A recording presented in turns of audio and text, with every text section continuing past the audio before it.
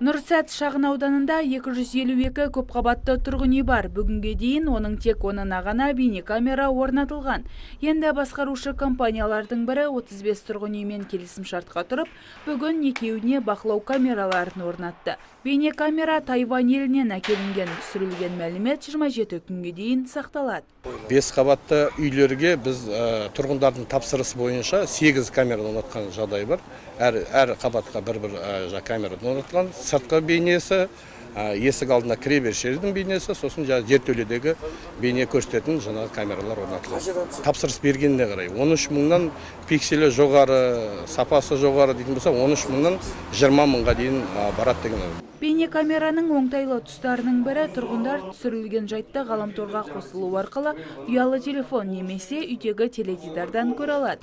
Осылайша өз қауіпсіздігін тұрғындардың өздері бақылай алады. Подъезде бірдеңке жоғалып нетіп жатса, доказать ете алмаймыз, ешнәрсе камера деген жақсы болды. Енді лифтіміз жиі бұзылып тұратын, енді бұзылмайды деп үміттенеміз.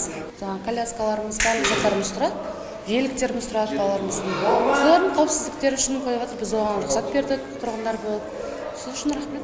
Тұрғындар қуанышының еселенуі текке емес, себебі Нұрсәт Қаратау ауданындағы қылмыс көп орын алатын шағын аудан.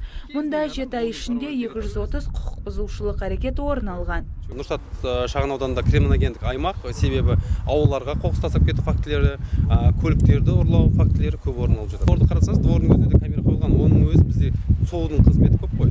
Оның өзі де жеткіліксіз болып жатады. Кейбір жерлерде объекттер көрмей қалады. Сондықтан біз көпқабатты тұрғын үйлердің әрбір бұрыштарына орнатуды ұсынып жатырмыз. Бейне бақылау камераларының бір данасының құны 14 мың мен 20 мың теңге аралығында. Тұрғындар бұл соманы 4-5 ай көлемінде бөліп төлеуге мүмкіндіктері бар. Таңшолпан Шамбай, Антон Семенов, Абзал Турабеков, ТВК телеарнасы.